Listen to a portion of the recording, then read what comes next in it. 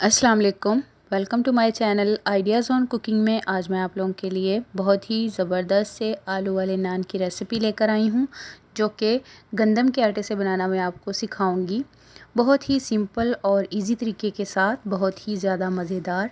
तो आप लोग भी इस रेसिपी को ज़रूर ट्राई कीजिएगा और मेरी वीडियोज़ को एंड तक लाजमी देखिएगा ताकि कोई भी स्टेप आपसे मिस ना हो।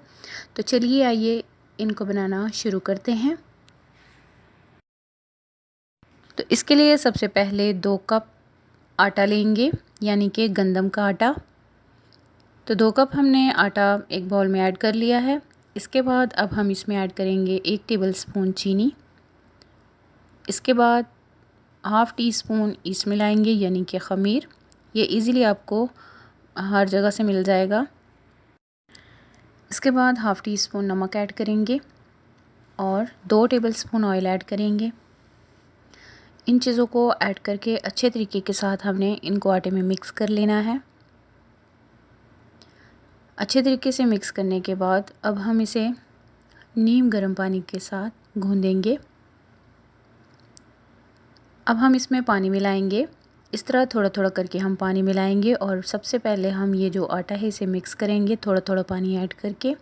इसके बाद हम इसे अच्छे तरीके के साथ गूँधेंगे। आटे को ना तो ज़्यादा सख्त रखेंगे और ना ही ज़्यादा नरम। जिस तरह हम नॉर्मल आटा गूँधते हैं बिल्कुल वैसे ही इस आटे को भी हमने 5 से 6 मिनट गूँध लेना है।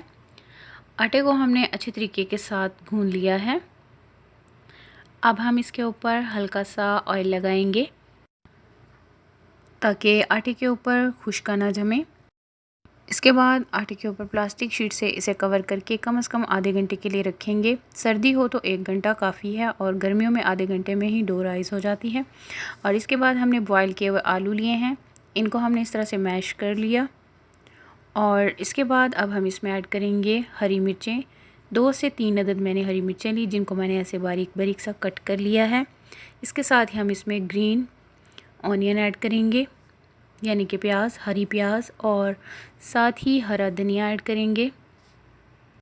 इसके बाद 1 टेबलस्पून कुटा हुआ खुश्क धनिया, ये हमने पाउडर ऐड नहीं किया, कुटा हुआ खुश्क धनिया ऐड किया है। और इसके साथ ही हाफ़ टी स्पून ज़ीरा पाउडर, 1/4 टीस्पून हल्दी पाउडर और हाफ़ टी स्पून पिसी हुई लाल मिर्चें ऐड करेंगे। इसके बाद हाफ़ टी स्पून नमक ऐड करेंगे।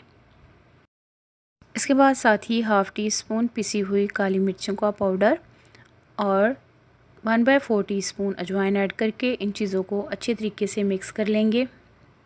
इन चीज़ों को हमने मिक्स कर लिया। अभी हम आटे को चेक करेंगे।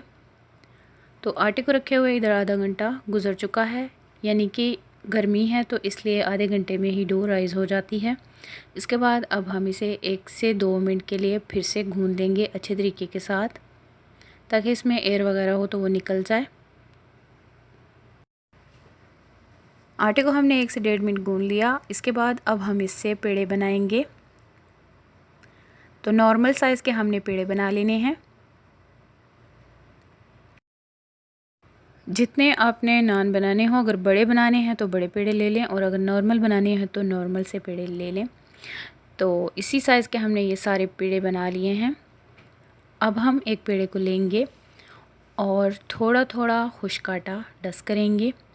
इसके बाद इस तरह से इसको हमने हल्का सा बेल लेना है, ज़्यादा नहीं, बस थोड़ा सा हमने इसको इस तरह से बेलना है। इस तरह से बेलने के बाद अब हम इसमें फिलिंग भरेंगे, जो कि हमने आलू की तैयार की है। देखिए इस तरह से दरमियान में हम इस फिलिंग को रखेंगे और इसके बाद इस तरह से साइडों से हमने इसको कवर कर लेना है। अच्छे तरीके के साथ इस पेड़े को हमने कवर करना है ताकि फिलिंग जो है वो बेलते वक्त बाहर ना आए। तो ऊपर से इस तरह से इसको प्रेस करेंगे और ऐसे करके इससे हमने पेड़ा बना लेना है।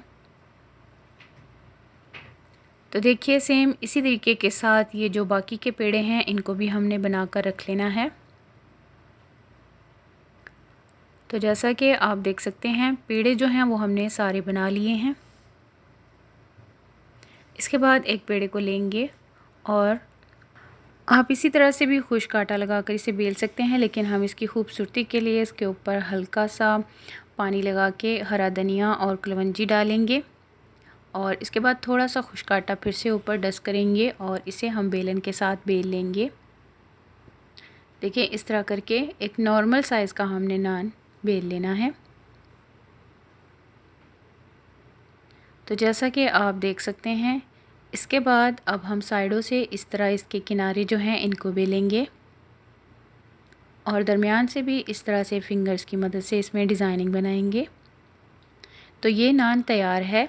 अब हम इसे पकाएंगे। पकाने के लिए गरम तवे के ऊपर हमने इसको डाल देना है और इसके बाद आंच जो है उसे हम लो करेंगे। ऊपर से हम इसे ढक देंगे कम से कम 2 से 3 मिनट के लिए, बिल्कुल हल्की आंच पे। तो 2 से 3 मिनट के बाद इस तरीके के साथ हम ढक्कन को हटाएंगे और इसकी जो साइड है इसे हम चेंज करेंगे। तो आप देख सकते हैं एक साइड से बहुत ही ज़बरदस्त सा नान जो है वो पक चुका है और इसके ऊपर कलर भी आ चुका है। इसके बाद हम इसे फिर से ढकेंगे। तो दूसरी साइड को भी हमने इसी तरह से पकाना है हल्की आंच पर। तो देखिए 2 से 3 मिनट के बाद हम इसकी साइड को चेंज करेंगे। इस तरफ से भी नान जो है वो पक चुका है। अब हम इसके ऊपर बटर लगाएंगे और बटर को लगाने के बाद हम इसे फिर से पकाएंगे। इससे नान जो है वो सॉफ्ट हो जाएगा और बहुत ही ज़्यादा मज़े का बनेगा।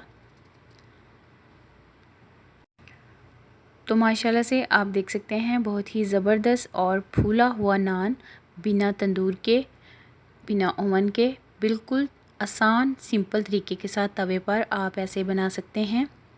इसी तरह से हम सारे नान जो हैं इनको बना लेंगे। अब मैं आपको इन नानों की कटिंग करके भी दिखा दूं कि ये कितने ज़बरदस्त और सॉफ्ट बने हैं।